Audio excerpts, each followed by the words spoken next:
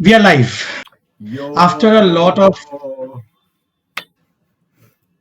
after a lot of OBS shenanigans, network shenanigans, and Kishle as a grown-up man trying to fix technology that he cannot handle, that is such a beyond him.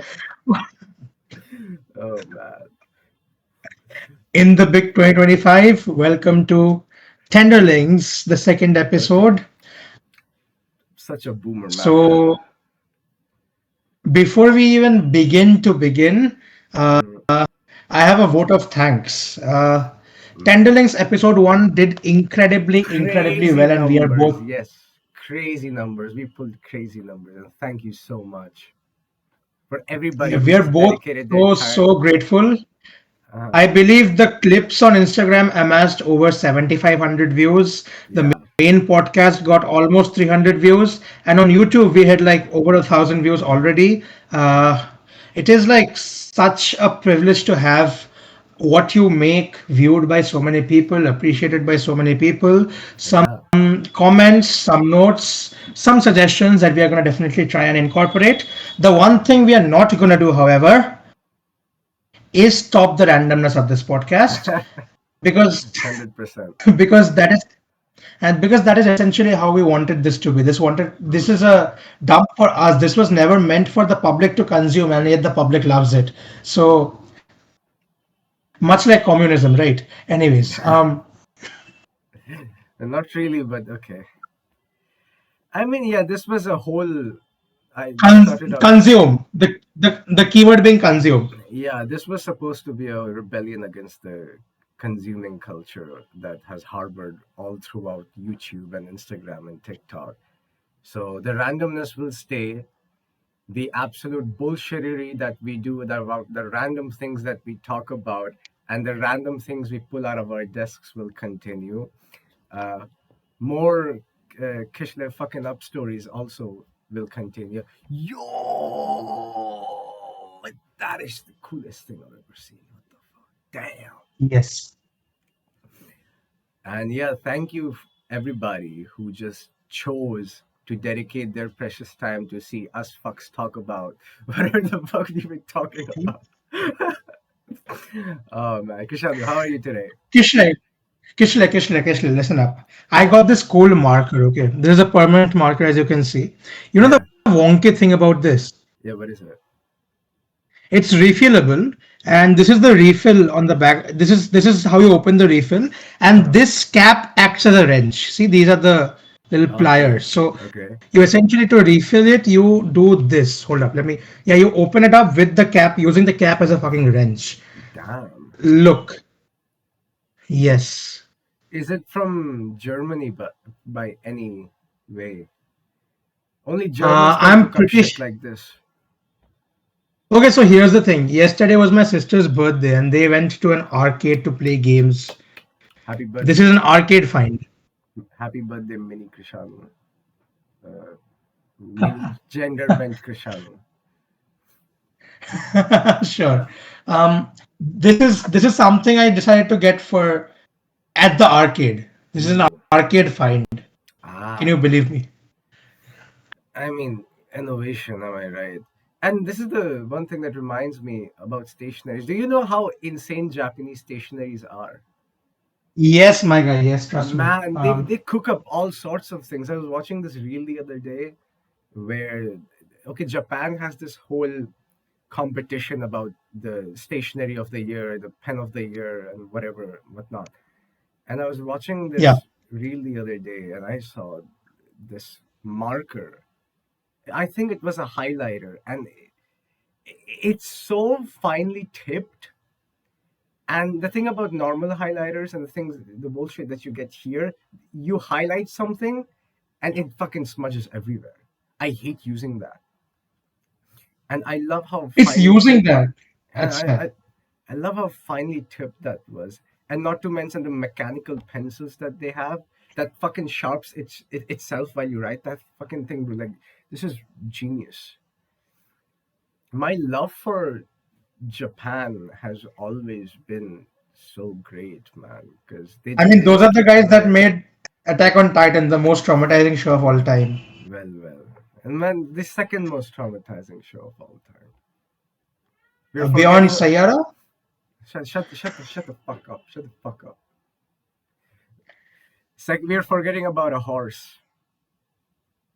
Oh yeah, the A right. Netflix horseman. exists, and sometimes yeah, Netflix exists. Right, Yeah. right, right. See, Attack on Titan and BoJack Horseman are like pick your poison. So if Yeah. someone says Attack on Titan is more traumatizing, I respect them. If Yeah. someone says BoJack is more traumatizing, I respect them. If someone says Sayara is the most traumatizing thing they have ever watched, Uh, my condolences, man.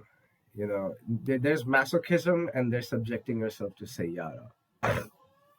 agreed. And Um, an extremist would subject themselves to Sayara in a movie theater.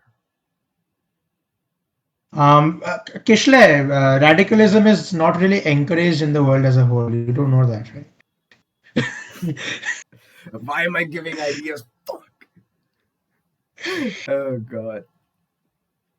What? Anyways, Anyways, what's your favorite film, Krishan? Speaking of films and uh, TV shows. okay, so I don't have a favorite because, of course, I don't. But when you said what's Hmm. your favorite film, the first film that immediately popped into my mind is The Pursuit of Happiness. Man. Yeah, arguably Will Smith's greatest performance.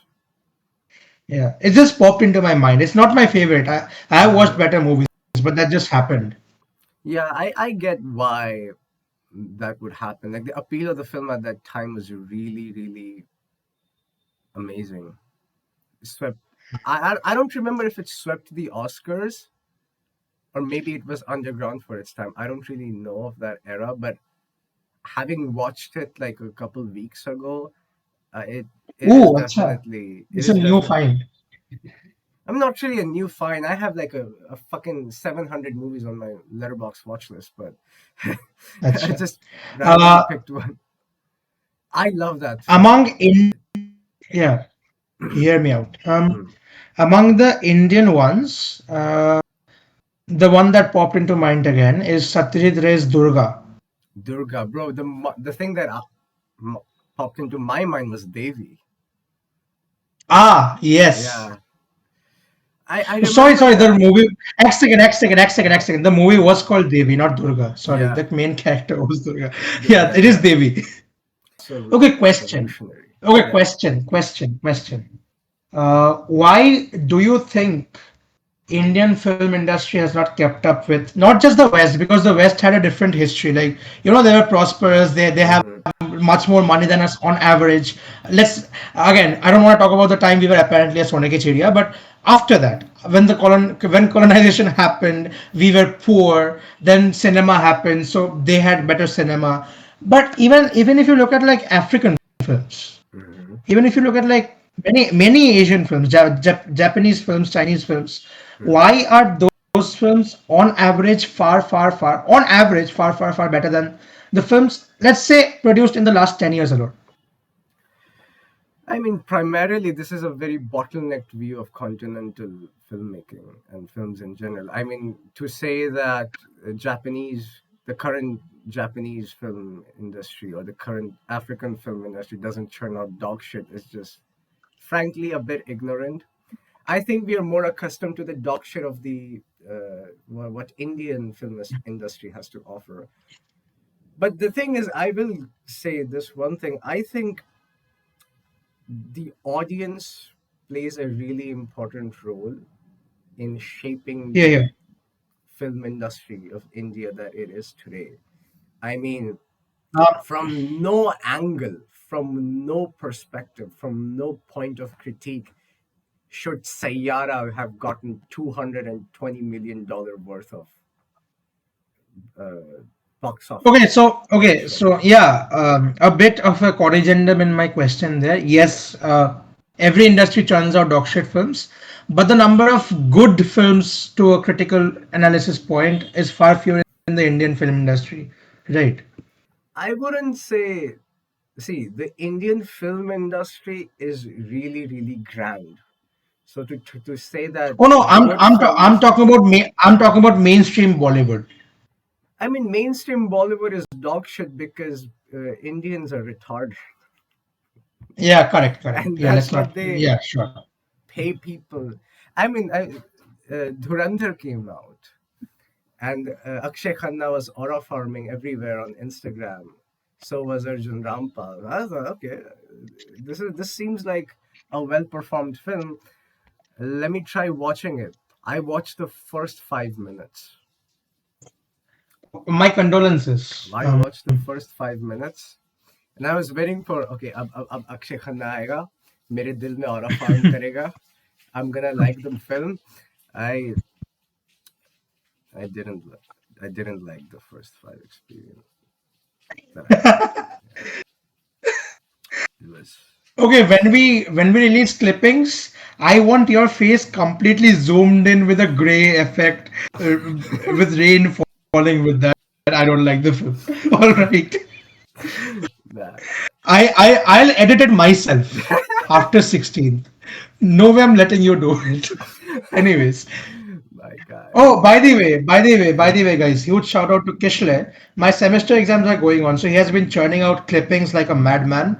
He has been working day in, day out, frankly speaking. I feel bad giving all the load to him. I will start editing after 19th. So after 18, yeah, after 19th. So if the quality drops, blame me. Okay, uh, lock in. Really Yeah. appreciative of that, Krishana. I mean, this is something I love doing: film editing, videography. So I don't really mind. I'll continue to be a part as well. See, And I think see, guys, I don't pay him to be on this podcast. I'm gonna have to give him something. So praise it is. uh, okay, Krishana, I wanted to ask you that What? do you think capitalism has killed art? Um. Okay, so my answer lies in a random YouTube video I watched last week. Um, have you heard of this guy called Keith Harrington? Yes, I have. I'm aware Yeah. of the name. So Yeah, he was a. you Let know, me guess. Let me guess. He's an iconography master, yes, yes. right? That we are talking Yeah. about the same guy. Okay. Okay. Then I know who he is. Yeah. So Elaborate. yeah. For the people, Keith Harrington, this is the South African iconographer, and for a long time, all the world was his stage. All he would need is a blank advertising poster where he would draw like satirical, cartoonish icons in like 2 to 5 minutes and leave it as a testament of his art. He never really cared about the monetary aspect of it, and he used a lot of his art for social causes. Like he is a homosexual man, so the Pride movement, then the anti-apartheid movement, right? He was always open about his sexuality. He was always vocally against racism, right? He was in the Free South Africa movement, right? And for a long time, he did not really get a lot of. He got a lot of hate. He got arrested multiple times simply because of public art performances, right? He was he had a famous icon called "Crack is Whack" against the AIDS, so he was put behind bars for that as well, if I'm not very mistaken. And recently, a few fashion brands have started collaborating with him, which on the surface might look good, but they never really showcase his ideologies, his struggles. They just say, okay, the max to max, all they say is, okay, Keith Harrington was a guy who was a famous iconographer, and he is with us now. So that I is a think. prime example Uh, in how commercialization and in how consumerism ruins art. Kishla talk, I'll talk later. the thing is, you mentioned Keith Harrington and iconography. This kind of reminds me of the Kilroy was here movement during World War II. Do you know about this? What? Kilroy was here. Nah, tell me, Okay, okay. This enlighten is me. this is so fun, and this is one of the great examples how, in times of need, people turn to art as not just as a coping Kishla, mechanism. What? Kishla talks about art. I start taking notes. Talk. Okay, so in World War II, during World War II, Hmm, there was this factory. This is the origin hmm, story. There was this factory that was making hmm, artillery, and the guy who was this. in charge of this whole place. His name was Kilroy. Okay, so Kilroy, to assess the quality of the artillery, he would like have his stamp be imprinted on the artillery saying Kilroy was here. There it all began. And वहां से, from there, the term Kilroy was here was marked by a really funny iconography of this guy with a huge nose poking out of a wall. And the wall, I don't know who the iconographer was, and nobody knows that apparently.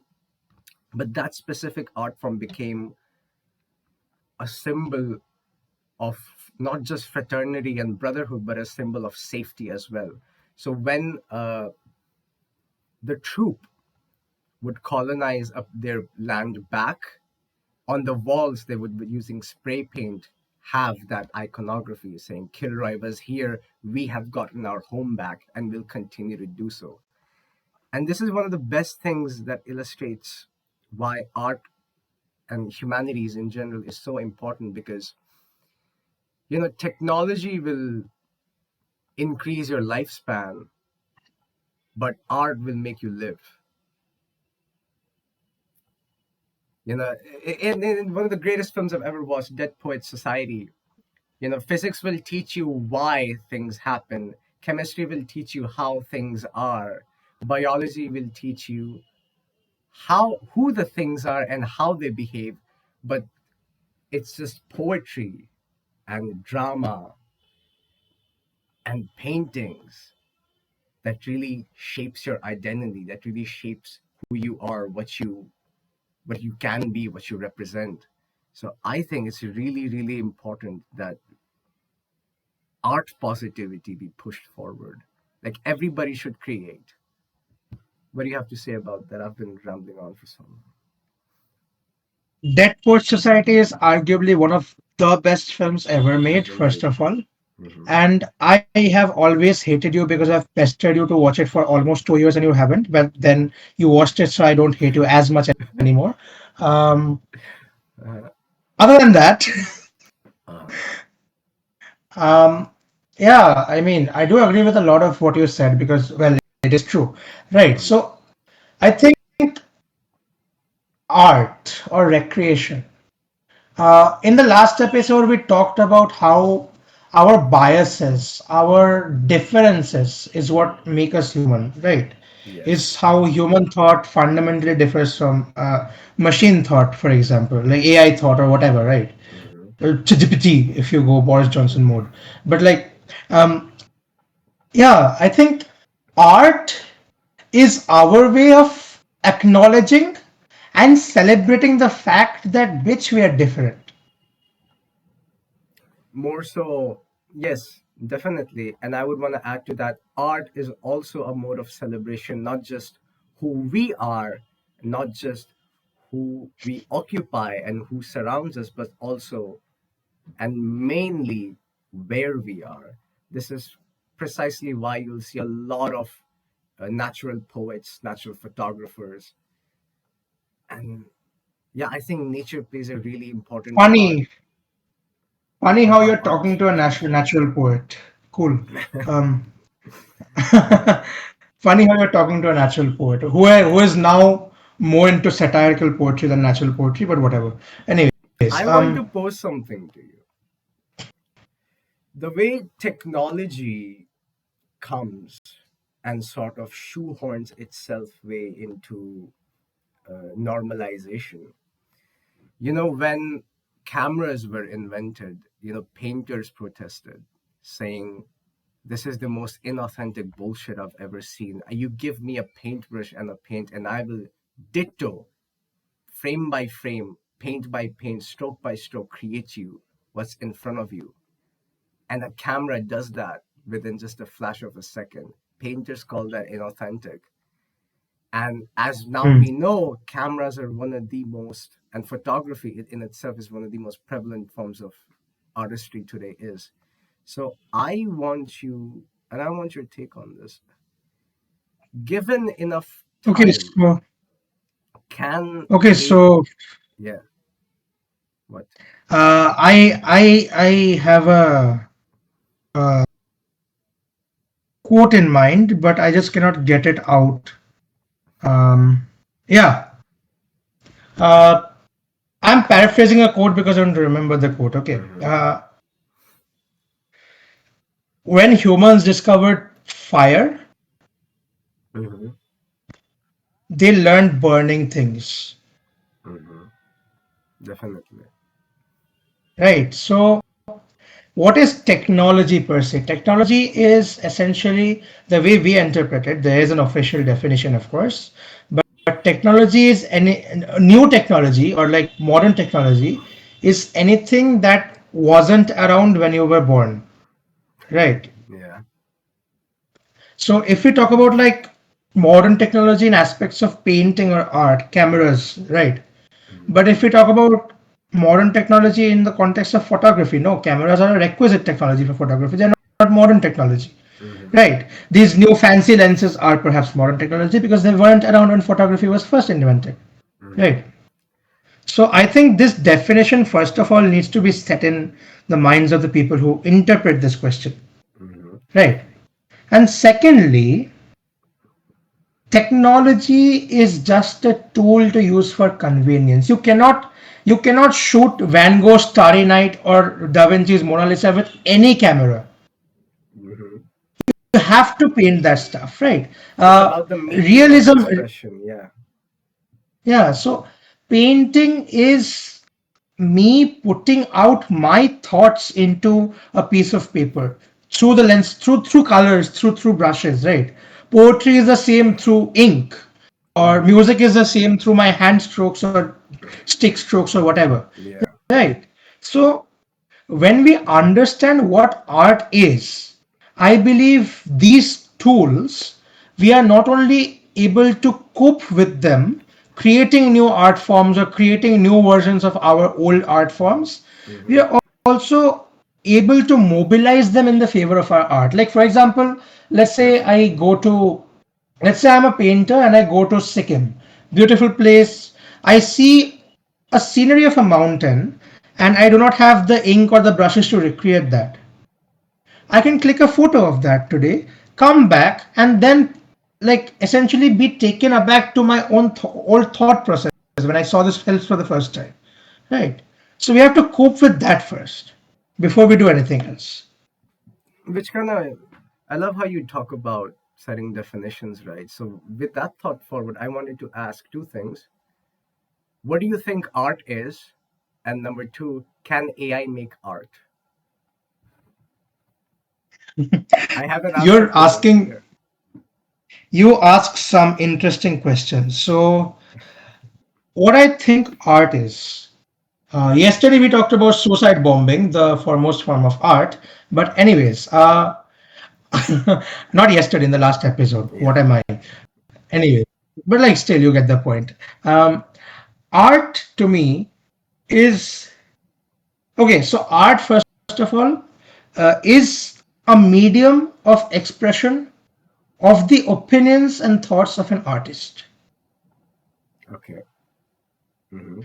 If I like take a bit of fucking take a syringe, some ink, and spew it onto a piece of paper. If I feel like that somehow represents my feelings and my thoughts, that is art to me. It is to you or not, fuck you.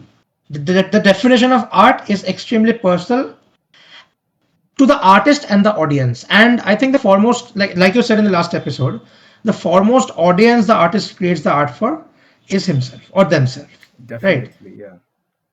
And since AI is not an artist, Mm-hmm. therefore what it creates is media, is multimedia, but not art. Okay. Agreed with the definition of art. Definitely. It is a medium and always was a medium of expression of oneself, not just their opinions, beliefs, thoughts, their own self, their own, rather, being per se. And AI, AI is not a being. AI can never be a being. AI is just a cross referential bullshit machine. है ना? One particular reason as to why I don't think AI will ever be able to create art is because AI can only make products. AI can only make things that are marketable. AI can only make things that it's programmed to make, but Yeah, the programmed glass of to water, differentiate. the glass Yeah. of water thing, the glass of water thing I talked about yesterday. AI can only make things Mhm, that either already exist or can mhm, be jumbled up like a jigsaw puzzle from things that already exist, right? mhm, An intricate trillion piece jigsaw puzzle, but a jigsaw mhm. puzzle at the end of the day. Definitely.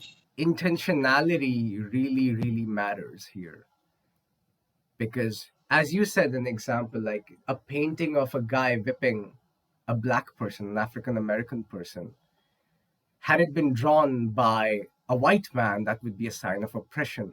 Had it been drawn by a black man, it would be a sign of also oppression, but from a different angle and of retaliation, rather say.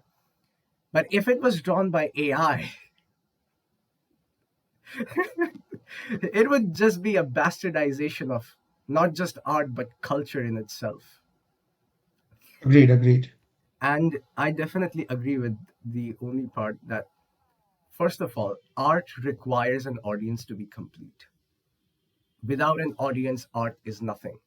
However, Okay, the only hold on that thought. audience, wait, Hold wait, the on that thought. Hold on that thought. yeah, the only audience and the only sufficient audience a piece of art needs is the artist The itself. artists themselves. Yeah, yeah, yeah. Yeah, I just talked about like the foremost audience is the artist. Every other hmm, person interacting with that art is secondary. Like we are the only primary audience of this podcast definitely. because because to some degree, I believe this stems from the fact that to some degree, other than the artist creating the art, Hmm, during the process of creating the art, no hmm. one else can quite comprehend the process of the creation of art. Sure, I can watch you paint something, but I cannot possibly know what's going on in your head when you're painting like something, right? Yeah, absolutely. That's why I said intentionality really matters because what are your intentions with that particular piece? What are your intentions with that one particular stroke or that one particular composition in that film or Yeah, that one particular scene? yeah. I have a thought Even in the last experiment. episode, hold up. Before you give that, of course you will. Even in the last episode, I talk about like the painting of a black man whipping a white man. Literally means the opposite things if you know where it came from, Hmm. right? Yeah, go ahead with your thought I have experiment, a thought please. experiment that, let's say you are the greatest painter to ever exist. Okay, you have devoted your whole life learning the art of painting. You know all the colors that there are and you have mastered all the strokes. So, this is what you do: you dedicate your life to this one magnum opus of yours, a beautiful painting that not only translates the magic of nature, but it also just is a piece that was never seen before. It's a beautiful Hmm. piece of painting that you have made. However, the catch is you are the only person alive on earth. So now, to the people that deny the idea that no, the artist isn't just the necessary audience, I ask of you, is that painting not art? Um, could you just repeat that once so that I can just get thoughts in my head once You again? you you made You are the world's best artist. You dedicate your entire life to a magnum opus, and but you're the only person alive on earth. So the painting that you made, is it not art? why would it not be art? Exactly. The artist is the You are, only audience that you need. yeah, it is art. Why is it not art? The Like, thing what are is, the counter opinions? in capitalism, I hate. You, I love how you're entering from your domain to mine. Let's go. The thing about in capitalism that the artist becomes the worker, the art becomes a product. Yeah, Keith Creativity Harrington, है becomes ना? Yeah, creativity becomes labor and meaning is just advertising.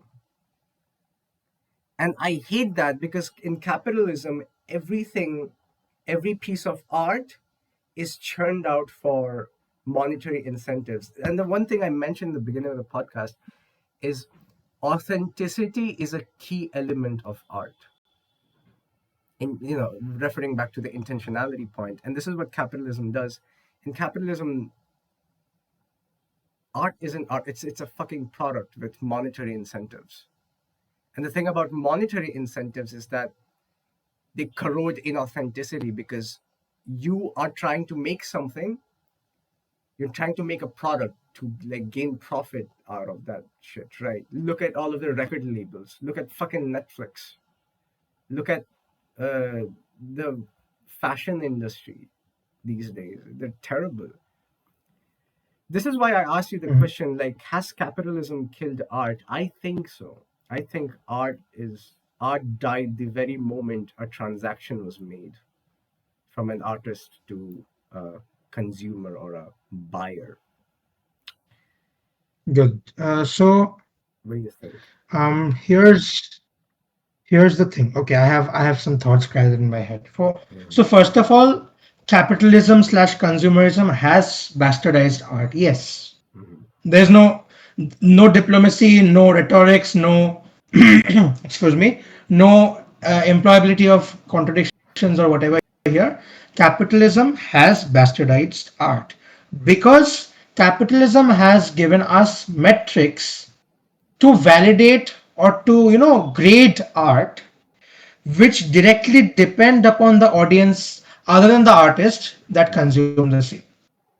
Definitely. How many people got like this video won't make it on anyone's feed if anyone doesn't want to watch it. It's like a cycle, right? Mhm. So yeah, that. Secondly, Mhm. art used to be a personal affair. Yeah. The artist would make the art for himself Mhm. foremost. Sure, he would earn by displaying it publicly after. He would do a lot of stuff after, right? But the creates the cause of creation of the art, as soon as it's shifted from expressing my feelings to getting my lunch money, Mhm. the authenticity, the identity of art itself died out. Because today, art needs validation. Therefore, Yeah. you You know made why what's it needs marketable. validation? You know why it needs validation? Because it needs to sell. It needs to be a good product. It What I needs to be bolchi, a safe product. what I bolchi, Yeah, it needs to be because marketable. marketable, exactly that I Mhm. was gonna say, because it is more of a cycle of slop now. It's what okay, so I'm not into self-help books, but I once was. Mhm. uh, Two people, Jake Knapp and John Zeratsky, wrote the greatest self-help book ever made. It's called Make Time. Right, it's the only good self-help book ever written in my opinion. Mhm. Right. Of course. uh, so they had termed this an infinity pool.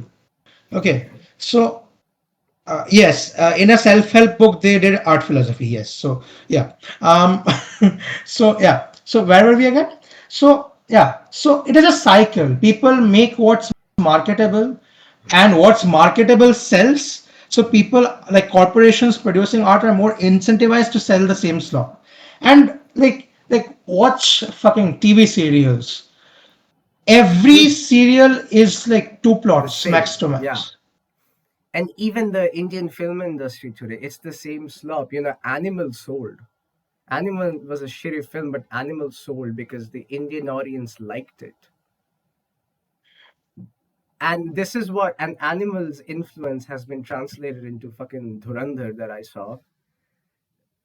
And the state of the Indian film industry is going even to the pits because what is marketable today is scary,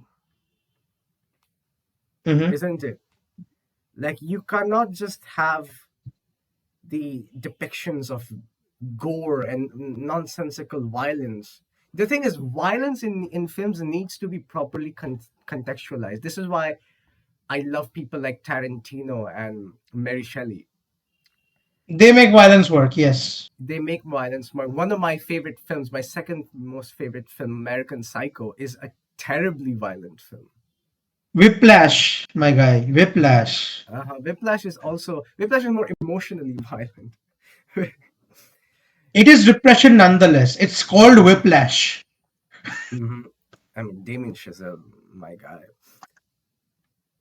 But yeah, like the thing with capitalism is that I have heard. Okay, first of all, do we agree that things like algorithms, the fucking YouTube slop, TikTok, Instagram are the poster child of capitalism, the messenger, the voice of capitalism itself?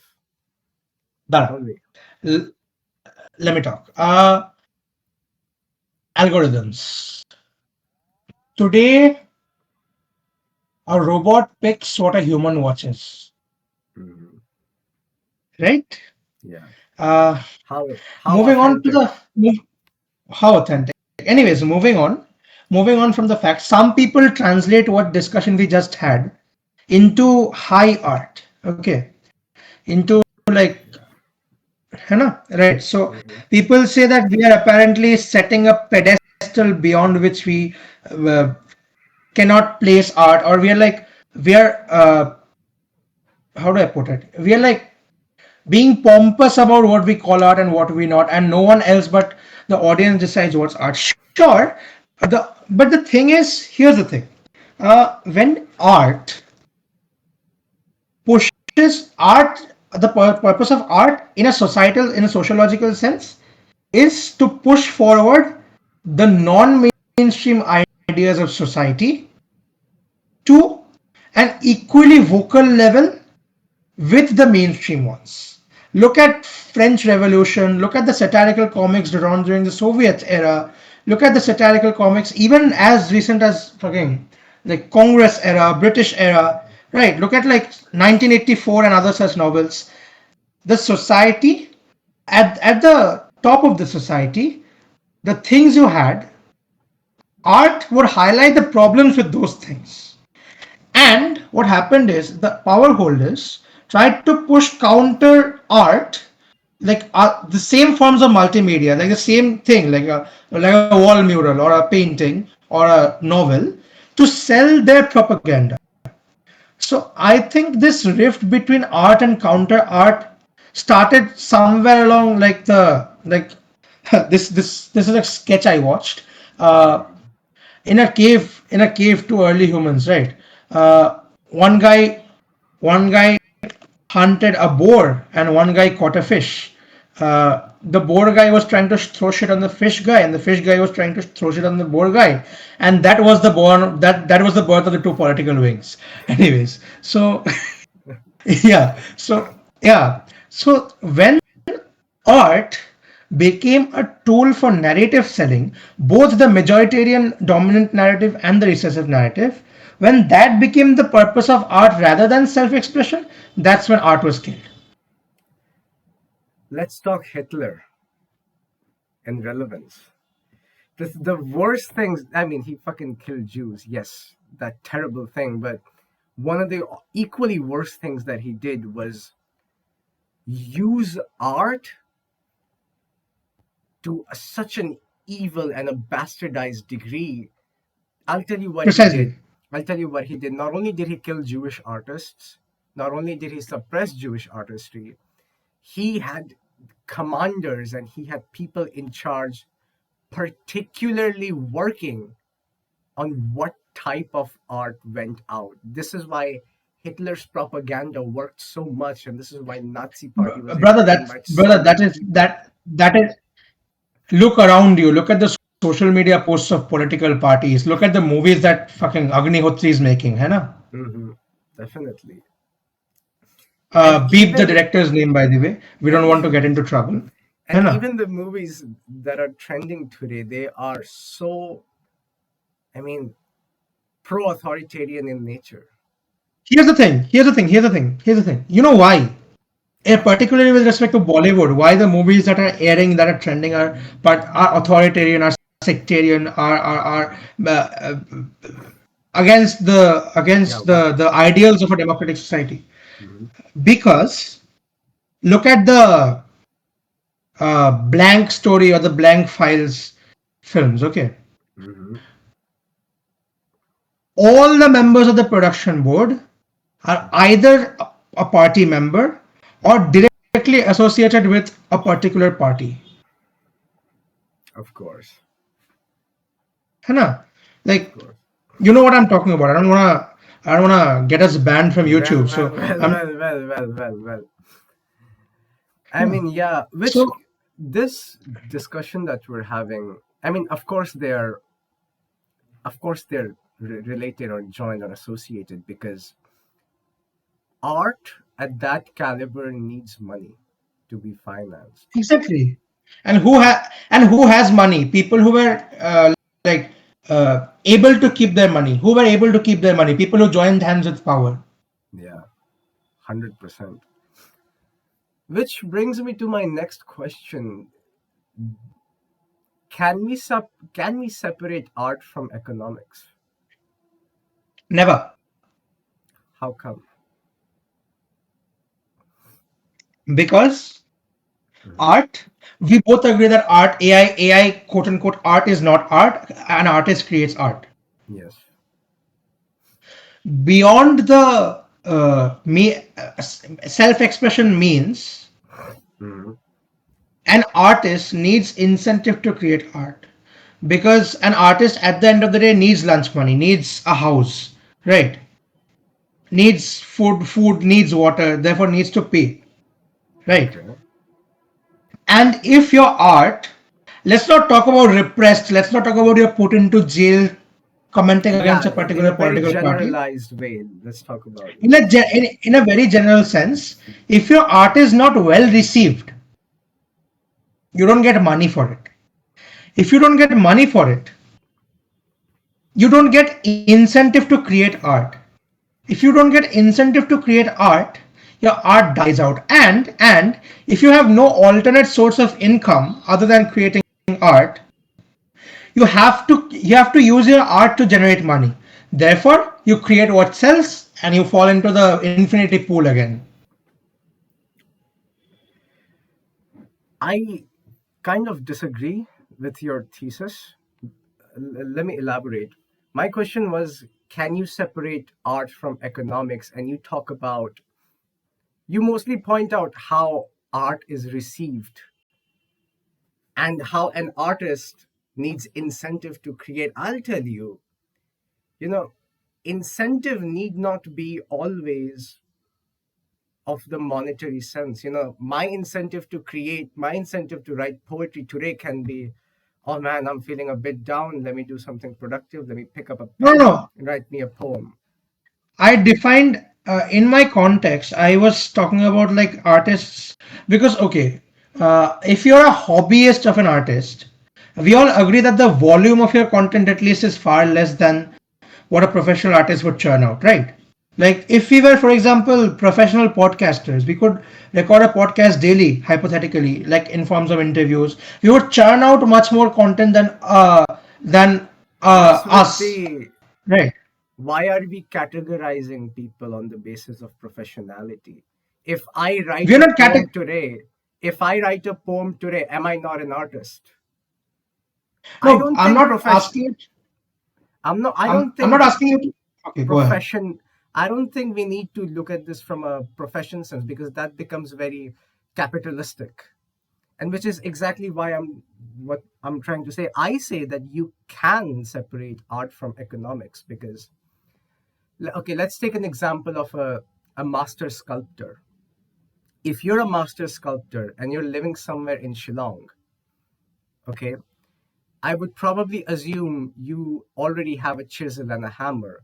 What stops you from hiking up a mountain or a hill and carving your magnum opus from a random rock? I Hmm. don't think anything stops you. And you don't and You know what stops you? You know what stops you? what? First of all, you need to sharpen your chisel.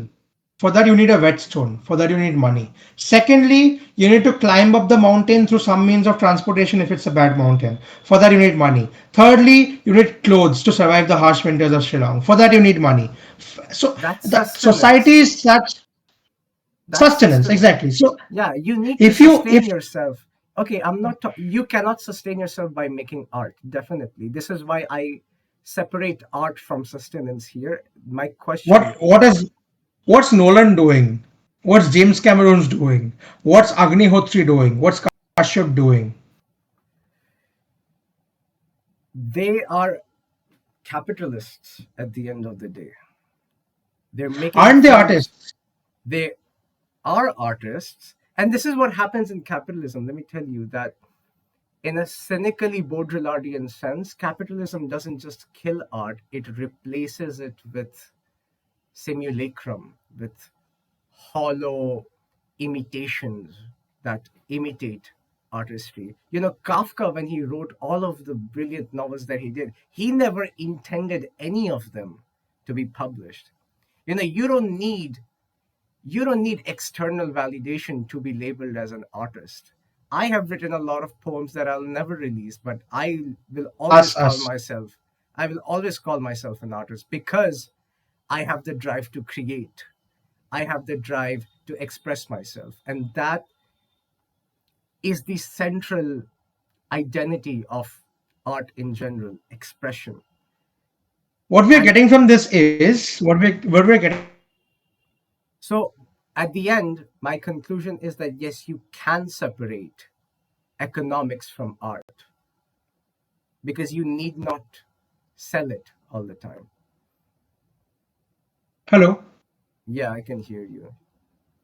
Yeah. So what we are getting from all of this is art can be separated from economics only if the artist has a means of sustenance other than art, which is Hmm. not related to the art. For example, grants or scholarships or Hmm. fellowships. Right. Definitely. So then you can never truly be only an artist. Yeah, absolutely.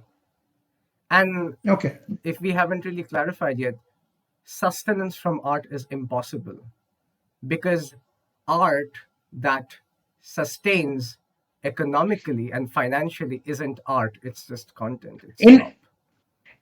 yeah, in most cases. Hmm. I'd say in all cases, but just to be diplomatic, in most cases. And Yeah. that is fun that you say that. Hmm. Uh, in a world where no one was an artist, a full time artist, let's just put it that way, Hmm. would there be? Okay, there's an interesting question that came to mind. Okay, Okay. so Sure. the general public as a whole Hmm. has moved away from art in the past few decades, right?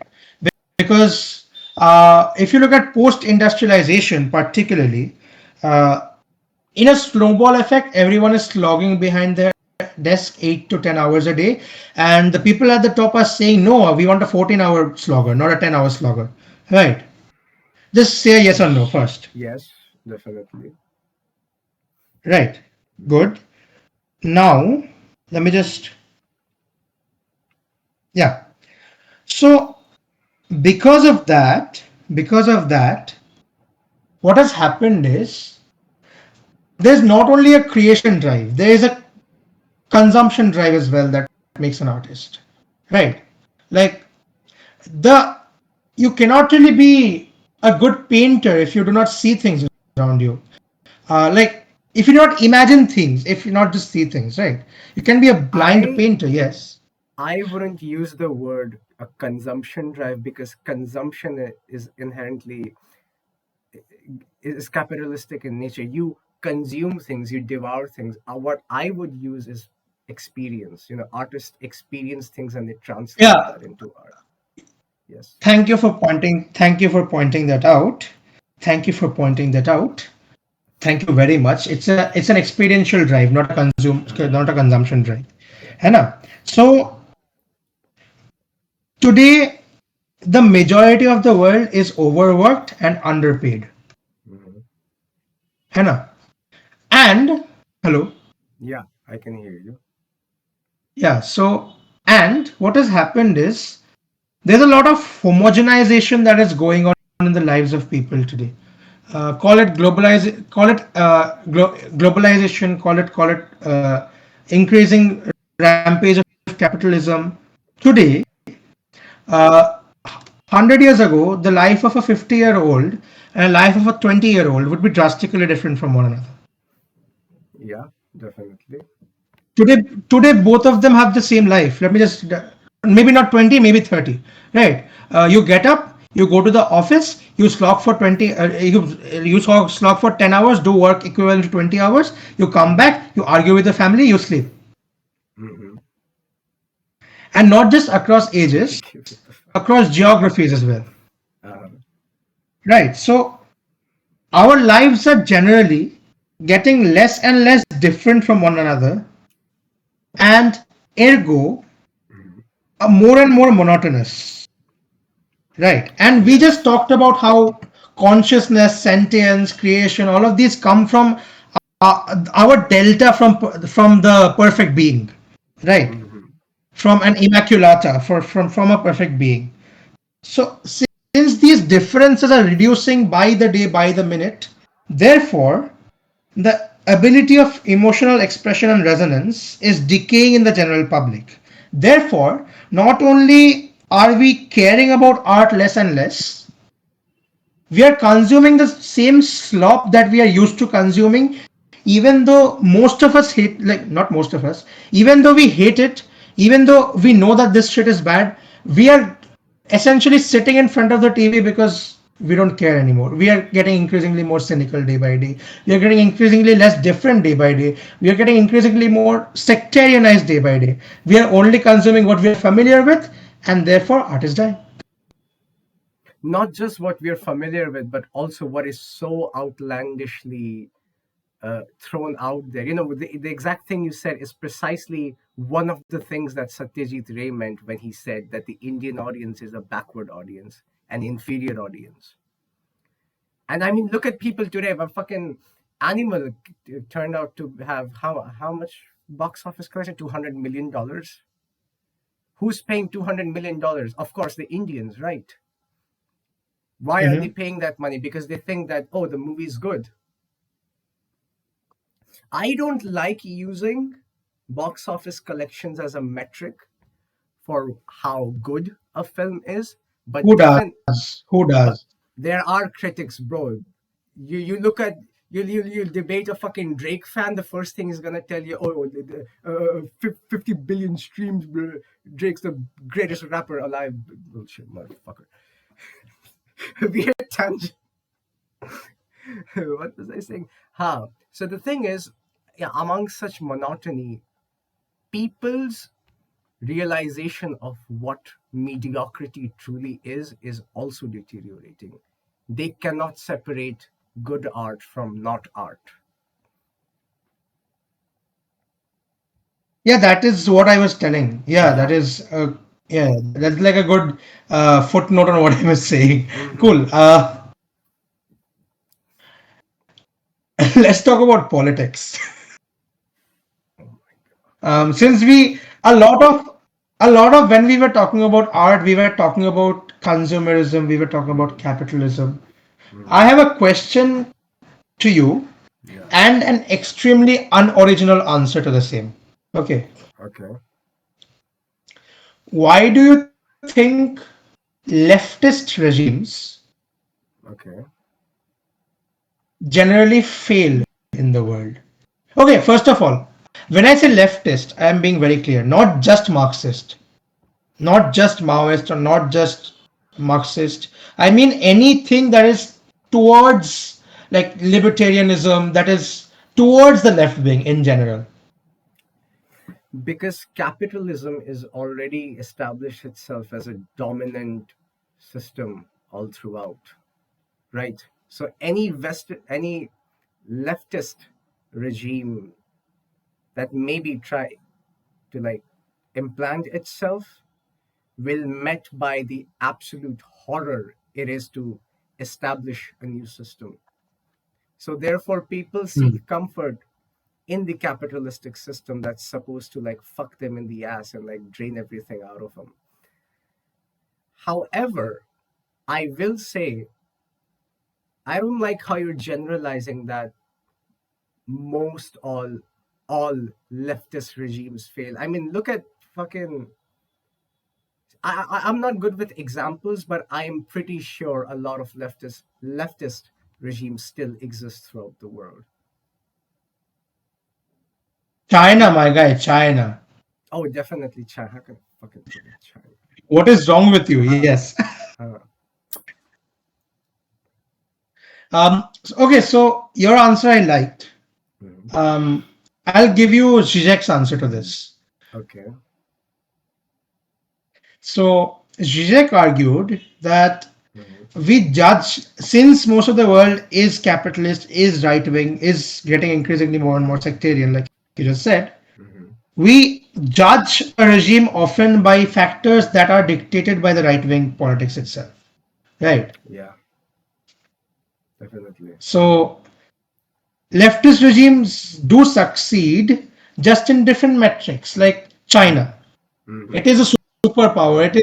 It has been one of the top two countries of the world since basically it got independent. Like a few years after it got independent. Right. So it's not like leftist regimes do not succeed. We generally raise our eyebrows at leftist regimes because we are used to the metrics provided by right wing regimes. Yeah, I mean, if you're talking quote unquote success in just terms of establishment, look at North Korea. Technically, that North Korea too is successful, and look at South Korea, the absolute epitome of cyberpunk capitalism. It's fucking drowning, isn't it? It's such a dystopia. I love the Koreas, by the way, because By the way, North Korea is also a dystopia. Come on, my guy. that's It exactly what I'm is saying. That's exactly what I'm it saying. is North Korea. 1984, my guy. Yeah, It is I was just gonna say that the Koreas are just two dystopian novels simultaneously existing as a lab. 1984 and Brave New World. And the funniest thing is they have beef against each other. Yeah, of course they fucking do, right? Yeah, so Kishle, there are less and less works about how multiple forms of dystopia would interact with each other, right? We have had this conversation once before, right? Mm-hmm. Hmm. Mm-hmm. Yeah. We refuse to elaborate. Mm-hmm. I refuse to elaborate. Mm-hmm. Likewise. Anyways, okay,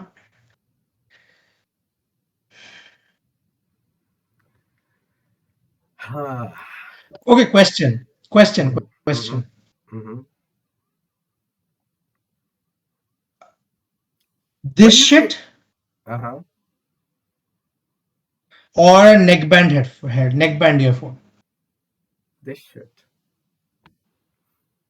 Easy. Why? This shit or a proper wired earphone? A proper wired earphone. Proper wired earphone. Yeah, Because agreed. What were you saying? because it's more aesthetically pleasing. Because it's more aesthetically pleasing. Okay. Yeah. What do you think of the Messi incident that happened? বেশ হয়েছে. Visualize it. Okay, so okay, It's let's just elaborate. We're gonna get so much cancellation against what I just said. I'm Anyways, gonna get so much cancellation about you stop talking and then I begin to speak because I have a take on this. we'll get so much Uh-huh. backlash. Okay, my hot. I have two takes. Okay, Uh-huh. first of all, nobody should pay thousands of rupees just to watch a guy. Not to watch a guy do something. Like for example, a guy sing or a guy perform or a guy paint or a guy talk or a guy give a lecture just to watch a guy. कभी Hard भी like disagree.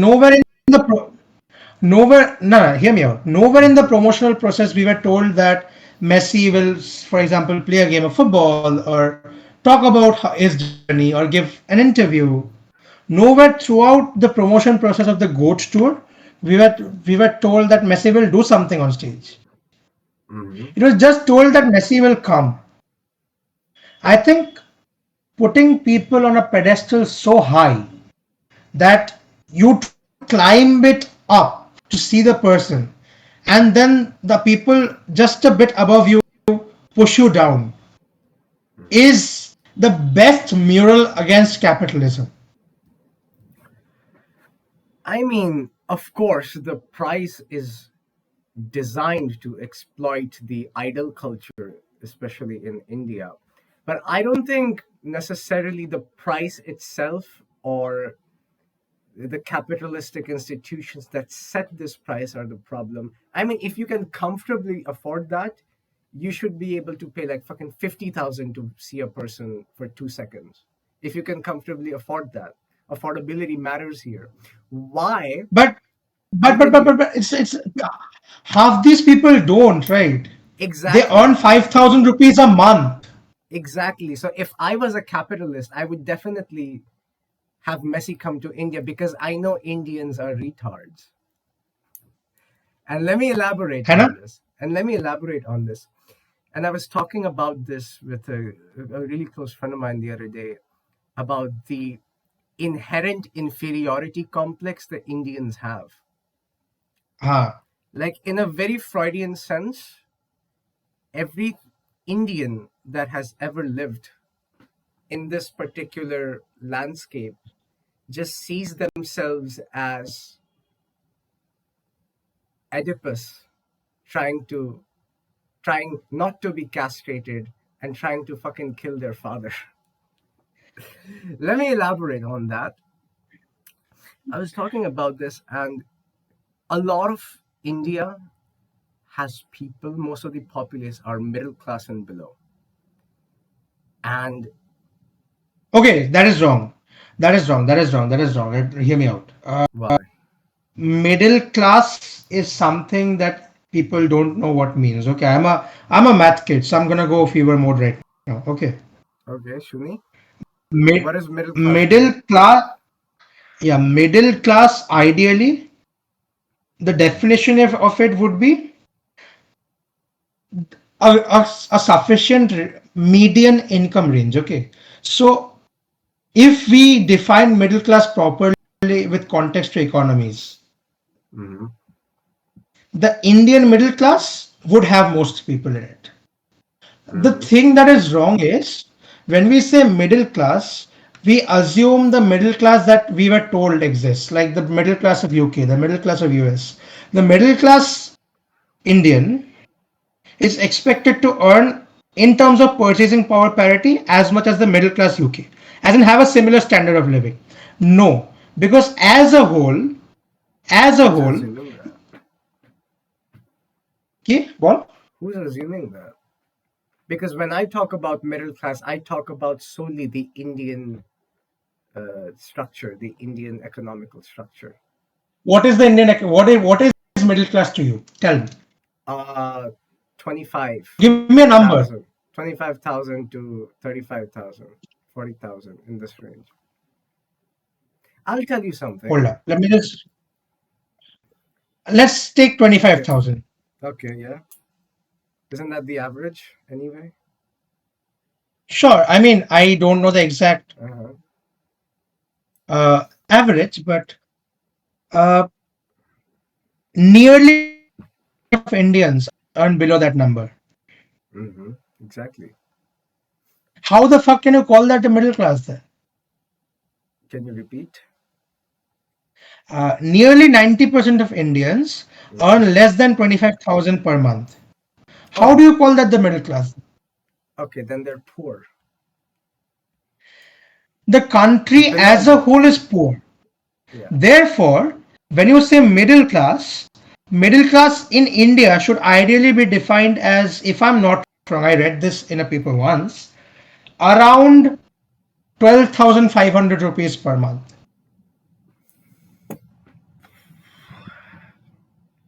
Because that's a good 50. Like that's like a good 49-51 mark if I'm not wrong.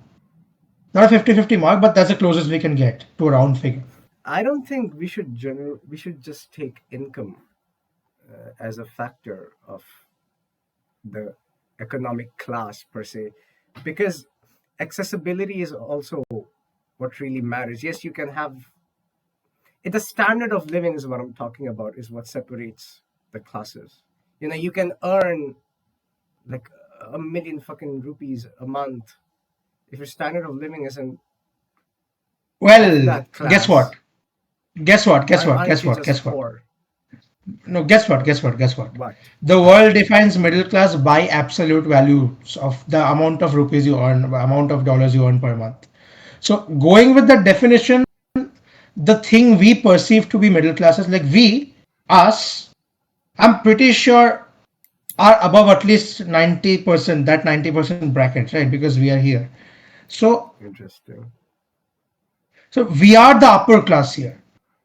And we think of ourselves to be middle class. I heard a very good speech from like one of my favorite orators, Chondril Bhattacharya, about this.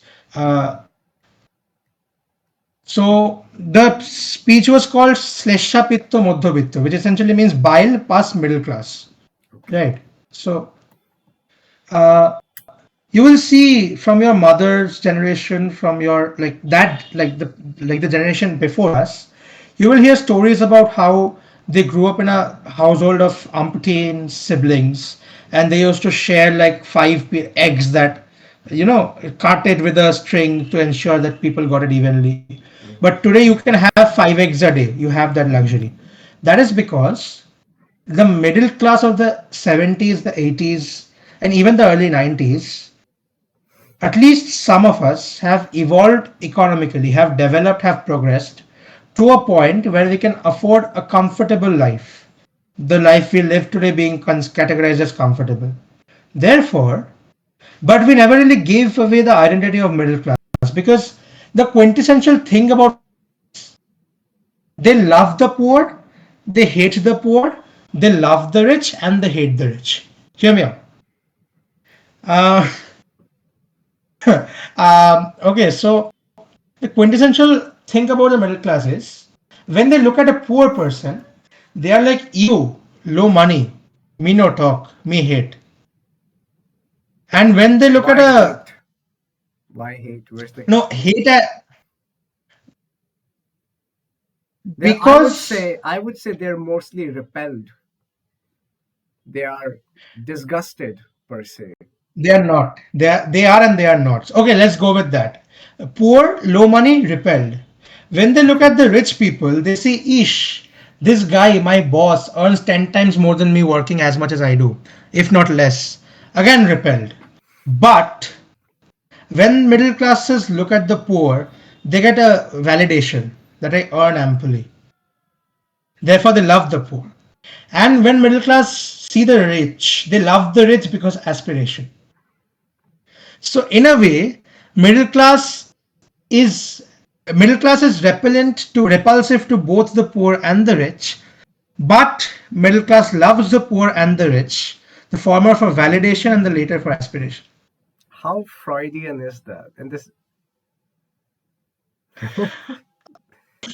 isn't this whole thing deep rooted in a terrible subconsciously inferiority complex? Not just an inferiority complex. In this case, the way I interpret it Hmm. is the necessitation of an imagined superiority complex that stems from the existing inferiority complex and vice versa. Hmm. Interesting. You know, one of the things a brilliant person once told me: if you want to understand two things, you need to study only two subjects: AC, behavioral economics, and secondly, economical behavior, which is Yes. psychology. Yes. I mean, it is really difficult to not. It's really difficult to study psychology without the economic context, because Hmm. you have the class or the environment that you're born in affects heavily the way you think, right? Agreed, agreed. Of And course, of course. the thing about poor people and this middle class, this really hung up middle class, especially in an Indian environment, is that they hate themselves so much, such that this hatred leads them to a culture. And let me tell you, this is the exact thing my friend told me, that the act of bargaining is significantly Indian. You don't really see bargaining anywhere else in the world to the levels that you see here in India. And I think this is Asian, what Asian, but okay. it's really high in India, because I believe that being fucked by the capitalistic structure makes them so repulsive and has so much repressed feelings inside them that they can't help but exercise small victories to alleviate themselves. Capitalism is really Again, repressive. validation, है ना? Yeah, definitely. And So the exact thing about people here in India is that we bargain because we have an expectation of the value that we are supposed to get from the money we pay back. And when an Indian sees that, oh, they're selling tomatoes for like 100 rupees a kg, my expected value of 100 rupees is not just 1 kilo, it's maybe 2 kilos, 2.5 kilos. This is why I'm gonna yeah, you have never, bargain. Mike. You have never been to a market, and This is precisely why when I see people tearing down Eden Gardens or whatever the fucking stadium was after they weren't able to see Messi, I see Indians at their absolute natural state. okay. Let me tell you this from the perspective of one of those people. Okay, I'm gonna get cancelled. it's okay. This is the second episode. If this podcast somehow becomes big, we remove this one. Okay, we 1984 this bullshit. And Uh, anyways, so uh, where were we? Yeah, so I do agree with you, but mhm. I feel like, okay, not I feel like, it is true that we are our truest emotional selves in two moments. Either when we are very satisfied or when we are very dissatisfied. That is when we are Elaborate, most authentic. elaborate. Because because we do things essentially seeking validation externally today, at least, right? uh, Okay, it is very it is very rare that like for example, Urfi Javed or Ori, why do you think they wear such eccentric piles of bullshit to wherever they go? Because maybe this, they get popularity, they get validation. Everything we do is seeking validation. And when we are elated, the dopamine, the serotonin, the different hormones in the brain essentially for a while obfuscate this need of validation. Conversely, when we are aggressed, the epinephrine, like the adrenaline, that is what obfuscates this need of validation. Therefore, our intrinsic desires are put into place. Like, have you ever seen a guy rambling on stage and like, I want to kill that guy? You never go and kill that guy, right? okay. But that's more So that is inclusivity. what. I mean, the point about validation that you state, this is how art sells today. Because if it's validated by the public, It's gonna get more seats into your theater. It's gonna get more people to be playing Spotify for fucking 50 hours. And this is how you get money, by validation. And this is why, coming back to art, art that does not seek validation is authentic and therefore is art. Such art does not exist. Of course it does. I'm sure there are people who do not want validation from anyone but themselves. You know, You want validation, validation from yourself.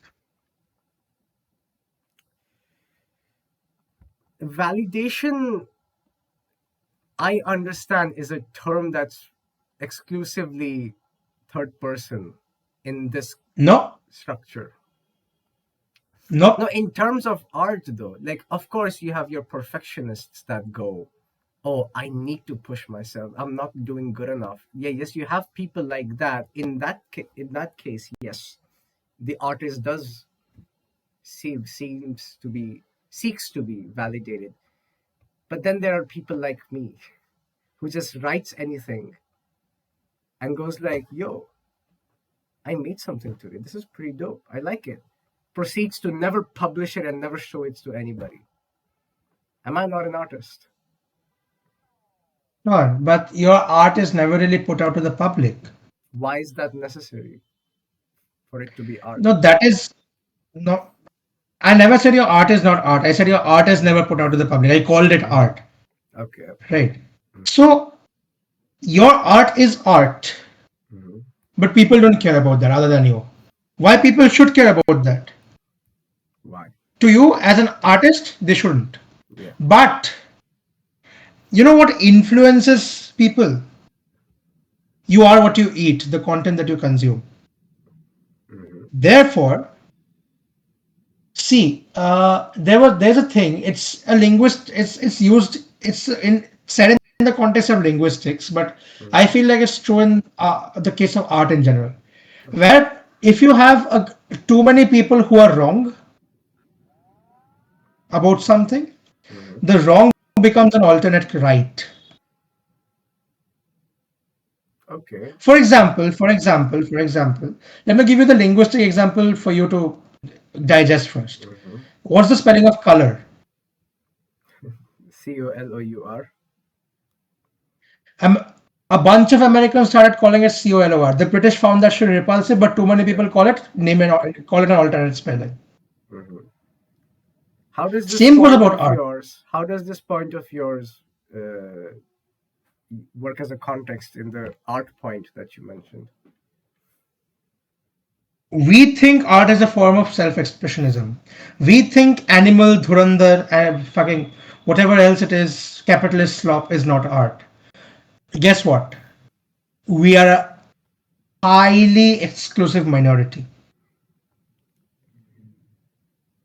I mean, that's what the thing I said about the nihilism of the nihilism that Baudrillard put out is that the art that we see today is a replica. It's a hollow. It's a hollow thing designed to put people in seat and Kishle, get kishle, money out kishle, of. kishle, kishle, kishle, kishle, kishle. Mhm. Myth of Sisyphus. What about it? So essentially, talking from a functionalist or an empiricist point of view, Hmm. art was self-expression predominantly through some form of media. Hmm. Capitalist slop art is those same forms of media. And Yes, right. So the definition of art is extremely personal,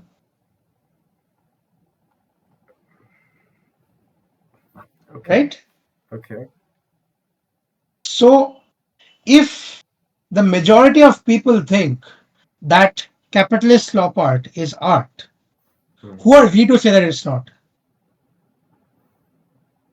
I mean, yeah, in that sense, I can say this is a fucking piano, but and who, right? Yes, this A is billion people, download an app. yeah, a billion people can call this a tomato, and it'll become a tomato because that's how languages work, right?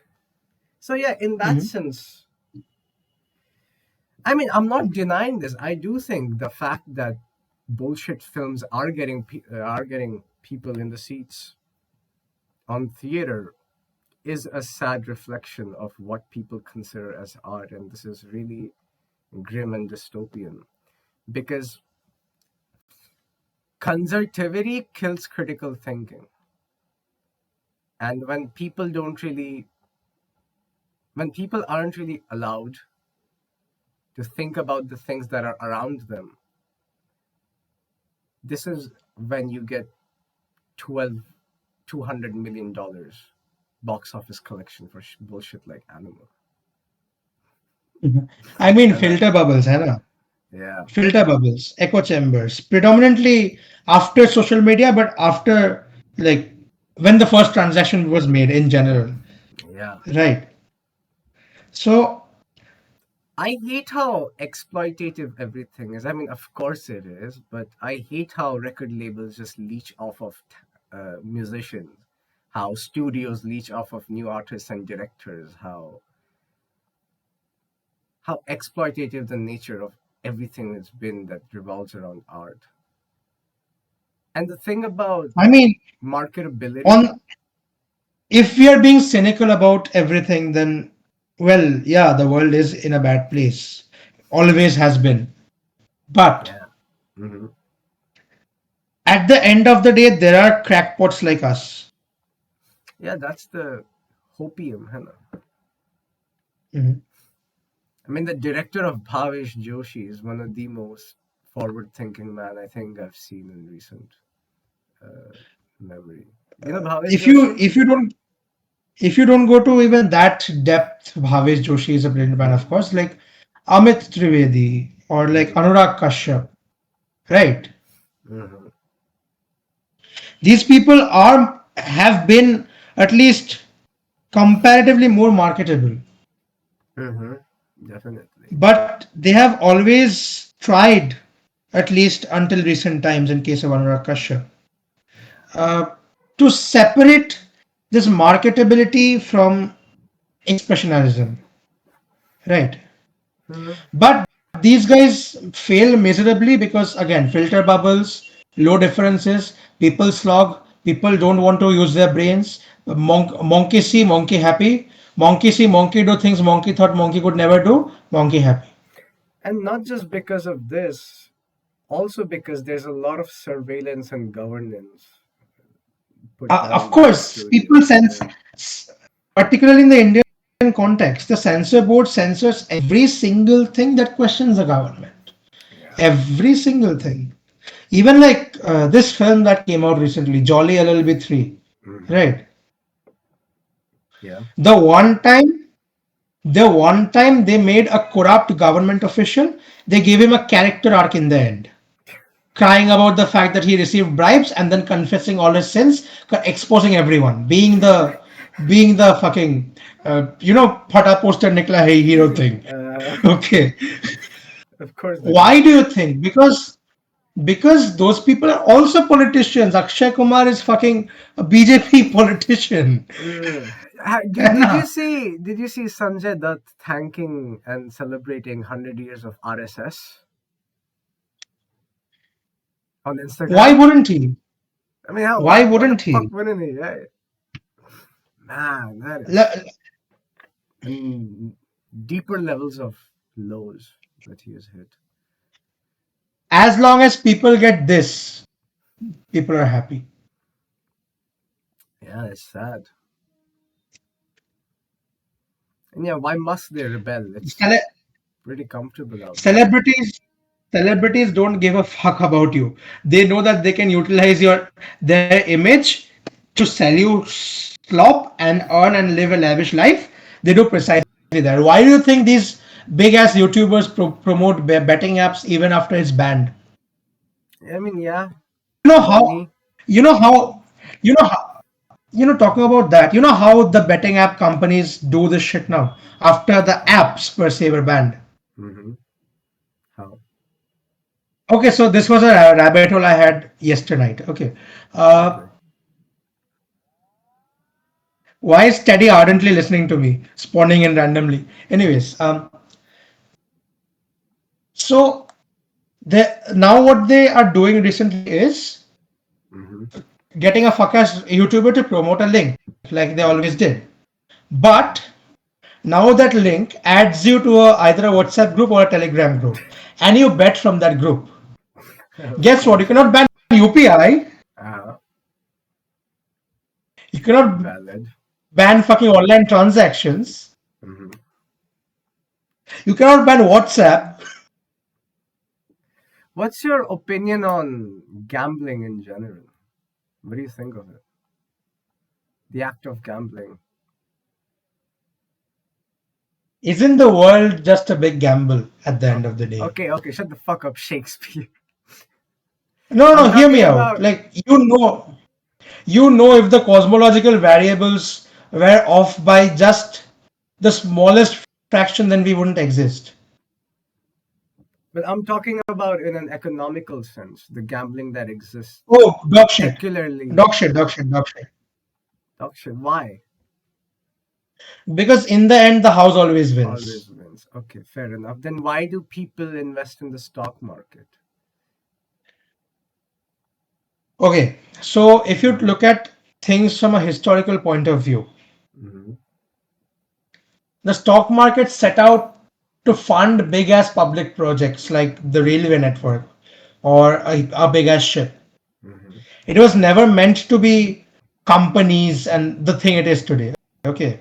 Mm-hmm. And it has shifted to this thing, this company, this all of this in, if I'm not wrong, the last 80 something years, right? How old is Wall Street?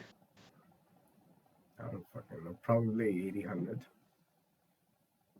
Let me Google, right? Uh, Look. okay, so an actual city wall existed on the street apparently in the 17 in the 1650s.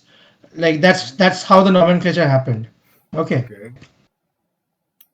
So anyway, like the stock market that we see today is not that old. It's like what, 150 years old. Before that, we did not even have the world wars, right? Okay. So Yeah. Fair enough. and people, and now let's talk about why people gamble, not just in the stock market, in general. Mm-hmm. Oh, I love this. You're coming back to my domain now. That's good. Okay, this is our domain, trust. Yeah. Anyways, um, first of all, people seek small victories. So, how Definitely. casinos work, how these opinion trading fantasy play apps work, is giving people candies to suck on initially. Mm-hmm. And then they're going to suck on your wallet. That's a different thing. But at least you suck on the candy. And uh, and when people see that, okay, I invested like 200 rupees and got back 500 rupees, I'll invest the 500 rupees, and if mathematics works, I'll get back what, 2.5, right? So 1,250, so 1,250 rupees. Mm-hmm. Guess what, we lose 2,000 rupees, है ना? And It's a. secondly, Mm-hmm. it is this celebrity promoting apps culture. Yeah. You don't understand. I laugh at Anu Kapoor doing an ad of Rajshri Pan Masala or Saurav Ganguly doing an ad of My 11 Circle. Mm-hmm. But I am a privileged ass person. Mm-hmm. The guy is sitting in the village derives credibility simply from an idol figure or a celebrated figure promoting this app, Mm-hmm. right? And monkey see, monkey do. They show fake graphs, they show returns, people invest. Comes back to more like in how in poor families critical thinking doesn't really exist. per se, because they're not really taught to question things, especially Yeah. media. Imagine asking someone, "Have you read Kant?" And they say, "Bitch, I cannot afford my food right now. I can't afford my food right now. You expect me to read Kant?" Oh my god.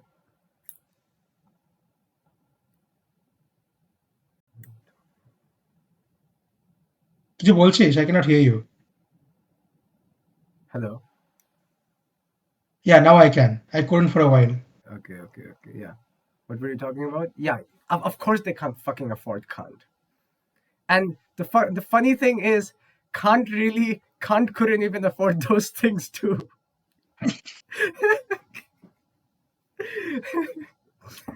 And it's so funny how you see there's a different side to this too. Like I say, people like these who gamble don't really have critical thinking, but then you have people like Kant and Dostoevsky, absolute pioneers of psychology and philosophy, who have almost either gambled everything away or just quote unquote were social losers. I mean, Kant and people like Marx, even Marx used to fucking borrow money from his relatives and shit, right? Which kind of brings me to this weird ass question that we all know philosophy as an academia doesn't really sell in the conventional sense. Why do you think that is? Because it's really weird if you think about it.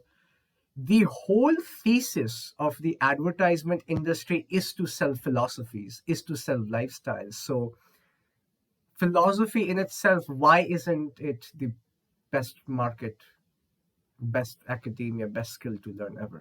Wait, wait. Let me cook. Um, Advertisers don't sell philosophies. They sell lifestyles. Those two are not the same. Okay.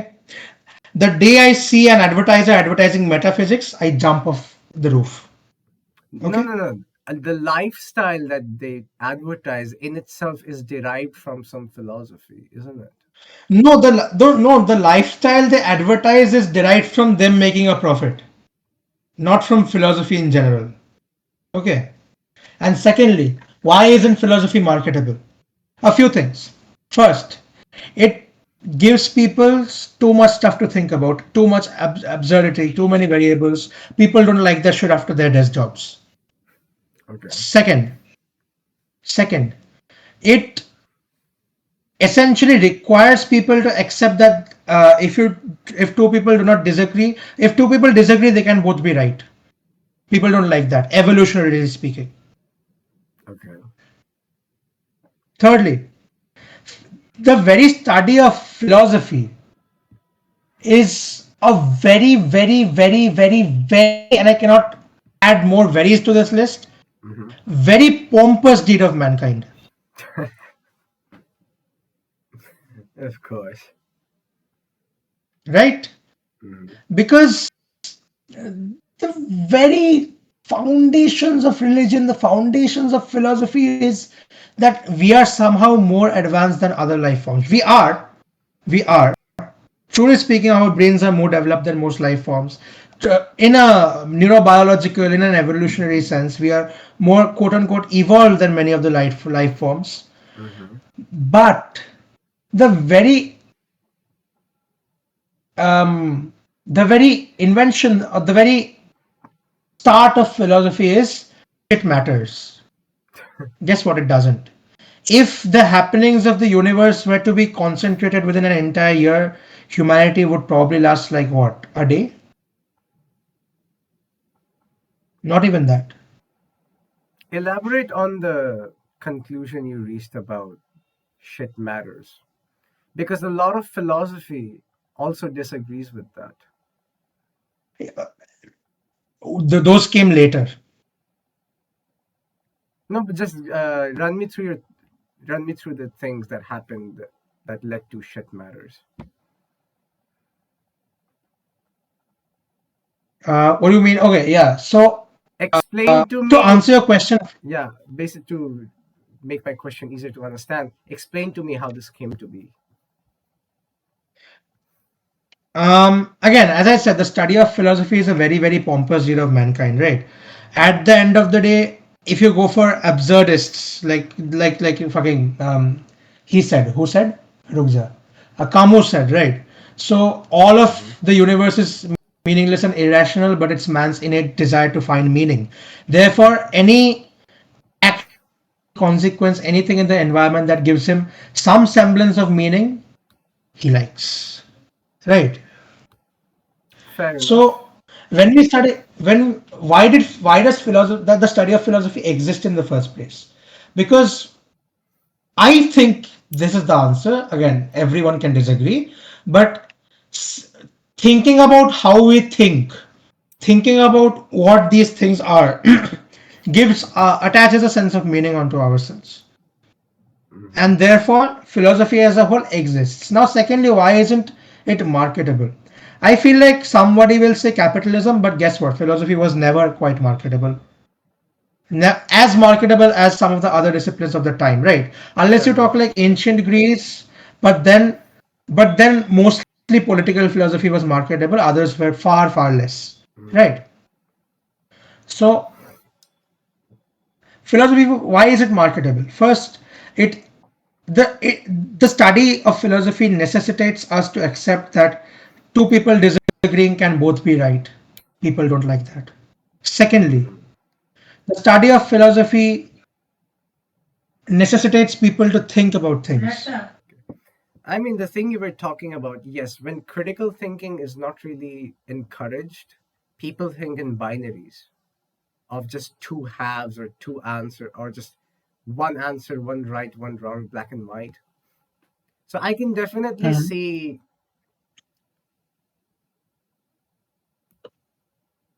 agreeability to be one of the roadblocks within a person approaching philosophy, even today. Precisely, and especially today, since again I talked about homogenization, how our lives are getting more and more routine. There's less and less differences, right? Again, that is gonna be my answer for most questions. I feel like from today, now that I came up with that, right? So, cannot help it. It is true, right? So, Hmm.